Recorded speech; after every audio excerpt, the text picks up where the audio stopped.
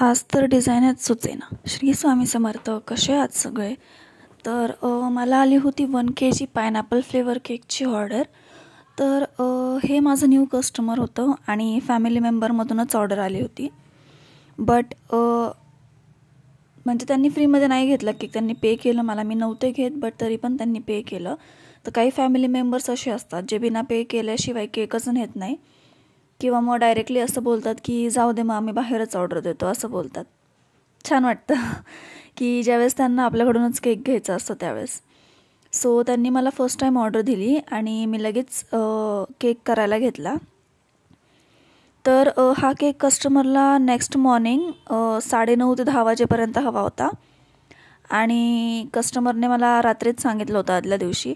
So मी लगेच 11:30-12पर्यंत हा cake ready करून घेतला. म्हणजे हा ओव्हरनाईट छान सेट झाला आणि सकाळी कस्टमर येऊन केक घेऊनसुद्धा गेलं. तर खूप सुंदर झाला होता हा केक. मला कस्टमरचा फीडबॅकसुद्धा खूप छान आला की केक खूपच टेस्टी झाला होता आणि पुरलाच नाही. 2 किलोचं सांगितलं असतं तर बरं झालं असतं, असं मला फीडबॅक आली कस्टमरकडून. आणि ज्यावेळेस कस्टमर असं बोलतो त्यावेळेस खूप छान वाटतं की म्हणजे आपले केक असे म्हणजे आवडतात कस्टमर्सला. सो ते रिपीट येत राहतात. ते बाहेर बेकरीमधून वगैरे कुठून केकसुद्धा आणत नाही, कारण आपले फ्रेश केक असतात, सगळं मटेरियल फ्रेश असतं. आणि एक जरी केकची ऑर्डर आली तर पूर्ण बेसपासून मी तयारी करते. म्हणजे जेवढे पण होम बेकर्स असतात ते तुम्ही म्हणजे काही बेकरीमध्ये तुम्ही बघत असाल की फक्त केक डिझाईन करताना व्हिडिओज दाखवतात, लेअरिंग वगैरे करताना दाखवत नाही. कारण लेअरिंगला काही असे उरलेले जे म्हणजे बेसचे तुकडे असतात ना, ते यूज करतात. बट होम बेकर्स तसं काहीच करत नाही. तर छान ह्याला आयसिंग वगैरे करून घेतली, क्रमकोट केलं, लेअरिंग करून घेतली, क्रमकोट केलं आणि हाफ ॲन आवरसाठी फ्रीजमध्ये सेट व्हायला ठेवलं. छान सेट झाल्यानंतर मी ह्याला आउटर आयसिंग करायला घेतली. खरं तर मला काय डिझाईन करू ना तेच सुचत नव्हते, बट मला काहीतरी वेगळं करायचं होतं आणि कस्टमरचं असं काहीच नव्हतं की अशीच डिझाईन कर, तशीच डिझाईन कर. त्यांनी फक्त मला एवढंच सांगितलं होतं की मुलाचा बड्डे म्हणलं की मग झालं, तिथेच विषय स्टॉप होतो डिझाईनचा. जास्त काही आपल्याला डिझाईन करता येत नाही आणि मला हा केक सिम्पल आणि छान करायचा होता आणि काहीतरी युनिक डिझाईन करायची होती जी मी ह्याच्या आधी कधी केली पण नव्हती. आणि त्या डिझाईनवरून असं पण समजायला हवं की हा पायनॅपल फ्लेवरचा केक आहे. सो असं काहीतरी मला करायचं होतं. मी भरपूर डिझाईन शोधले, बट मला आवडत नव्हते. सो 2-3 डिझाईन मिक्स करून मी हा केक बनवलेला आहे. सो तुम्हाला जर ह्या केकची डिझाईन बघायची असेल तर तुम्हाला हा व्लॉग लास्टपर्यंत बघावा लागेल. आणि खरंच खूप सुंदर झाला आहे हा केक. आणि आणखीन एक जे मी नेहमीच तुम्हाला सांगत असते की आपल्याला दिवाळीपर्यंत 500 सबस्क्रायबर्स कंप्लीट करायचे आहेत. सो तुम्ही अजून पण आपल्या चॅनलला सबस्क्राईब नसेल केलं तर प्लीज जाऊन लवकरात लवकर चॅनलला सबस्क्राईब करा. आणि आधीमध्ये मी लाईव्हसुद्धा येत असते. सो ज्यांनी बेल आयकॉनवर क्लिक नसेल केलं त्यांनी बेल आयकॉनवरसुद्धा क्लिक करून ठेवा. आणि तुमच्या फॅमिली फ्रेंड्समध्ये भरपूर जे माझे व्लॉग्स असतात ते शेअर करा आणि असंच खूप सारं सपोर्ट करत राहा. तर ह्याला मी पूर्ण लेअरिंगलासुद्धा व्हाईट क्रीमच यूज केली आणि आयसिंगलासुद्धा व्हाईट क्रीम यूज केली. आणि नंतर लाईट येल्लो कलरनी ह्याला मी थोडीशी डिझाईन बनवते. तर ती कशी बनवते तुम्ही बघाच. पहिले तर मी पायपिंग बॅगमध्ये लाईट येल्लो क्रीम फिल करून घेतली आणि नंतर हाफला पण थोडंसं जास्त केक आयसिंग केली आणि नंतर छोट्याचं स्पॅच्युलाने फिनिशिंग करायला घेतली. हे थोडंसं मला जाड पाहिजे होतं.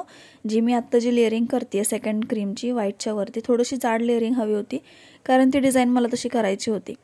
तर व्हाईट बेस जो आहे म्हणजे फर्स्ट जो लेअर आहे क्रीमचा व्हाईटवाला, त्याच्यावर तुम्हाला एक छोटंसं असं म्हणजे लाईटली असं टेक्स्चर दिसत असेल, जे मी त्या मोठ्या नाईफने केलं होतं आणि त्यानेसुद्धा खूप सुंदर लुक आला केकला.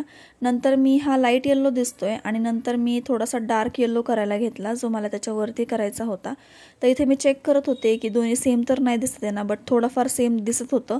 सो मी पूर्ण फिनिशिंग झाल्यानंतर थोडासा येल्लो कलर त्याच्यामध्ये मिक्स केला. इथे डिफरन्स दिसतोय तुम्हाला दोघांमध्ये, बट थोडंसं जास्त दिसायला हवा होता ना. सो मी 1 ड्रॉप येल्लो कलर ॲड केला जेणेकरून अजून थोडासा डिफरन्स दिसून येईल आणि केकसुद्धा खूप सुंदर दिसेल. आणि हा केक आहे ना ओव्हरनाईट एवढा छान सेट झाला होता ना की बास. तर मी आता हळूहळू चीज केकचे सुद्धा व्लॉग्स तुमच्यासोबत शेअर करणार आहेत. मी आजच एक ट्राय केला आहे, बट तो कसा होतो कसं नाही ते बघते.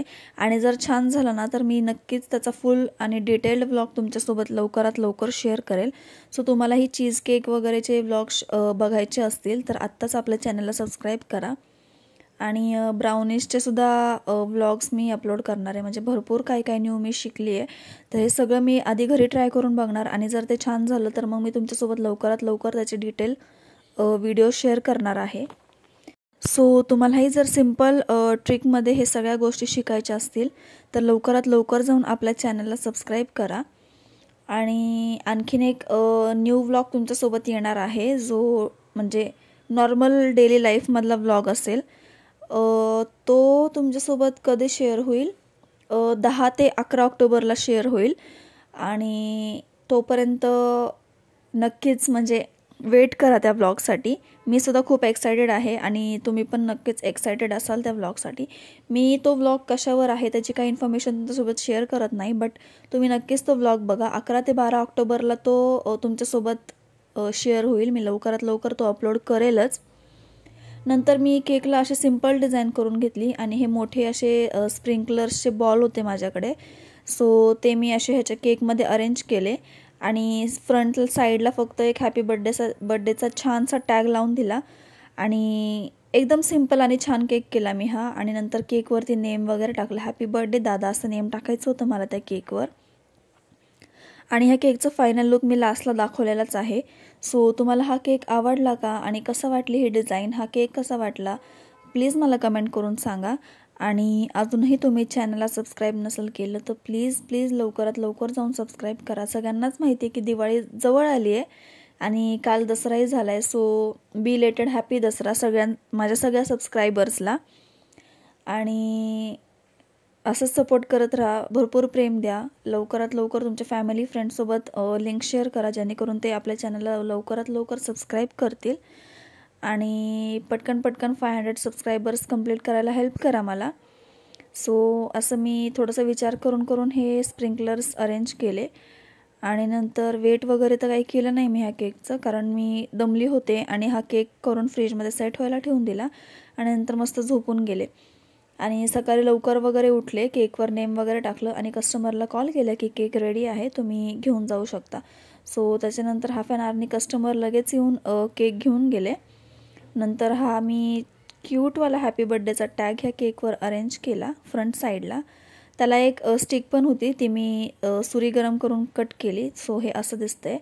आणि नंतर हा आहे आपल्या केकचा फायनल लुक. तर कसं वाटलं तुम्हाला हा केक मला प्लीज कमेंट करून सांगा आणि लवकरात लवकर सबस्क्राईब करा. So thank you, bye.